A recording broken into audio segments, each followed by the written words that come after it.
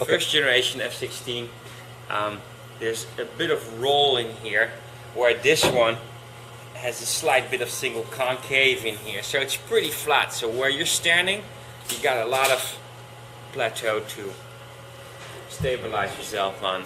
And then it has these two little plateaus off to the side. Kind of like a windsurfing board, right? Yeah. Like on the 14. Yeah, yeah. And then it moves into a panel V in here. When you step back and catch a bump, it really does ride like a longboard. I wonder if these side panels kind of act with the concave, acts like a parabolic ski. Maybe. I mean, there's a lot of research done in those days, in the days of the F2, I think F2 Sputnik, and they were building this type of bottom. I tried it for the hell of it and I really liked it, and so I went with that feeling. Just feeling the carbon, it does feel stiffer and harder. Yeah. Yeah. Yeah. That's for sure. Yeah. Especially here in the tail. So nice thinned out foil. The fin is a bit more foiled out on this version too. The tolerances are really tight too. Yeah. Look at that. There's really no play underneath. Yeah. We left the trailing edge pretty full because we are dealing with a low speed type of sport where if you're windsurfing you can probably handle a more foiled out fin, but outrigger canoeing and stand-up paddling we're dealing with speeds of 4 to 8 knots. Once in a while you catch a bump and you're going 10, but that's more rare. So if you thin it out too much in the front when you're steering, they actually the release off the back end of the fin is not there anymore, and they just spin out. What's your thought on the fins with the airplane wing type? You know, on the front it's fixed and the back moves. I never really did try it. The people that are like, there's paddleboarders out of Australia that swear by it, and I can't say much. Can't say much. Okay. So it's interesting on this one. It looks like, as we look from the side, like we were talking about a little bit earlier, the overall rocker is lessened a bit, and at the tip, right?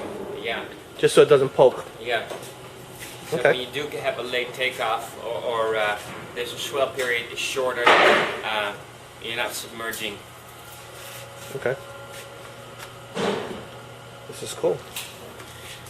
I believe a rocker on a surfboard, sailboard, stand-up board is basically built out of 3 segments. There's a 4 segments that is.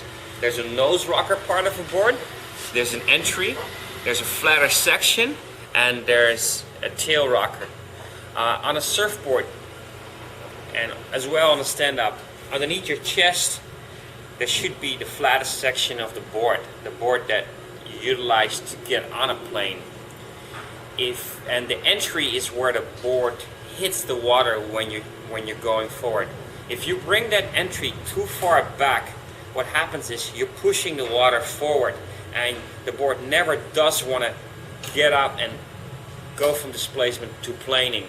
So, and then the nose rocker obviously prevents you from curling and poking. The tail rocker takes care of maneuverability.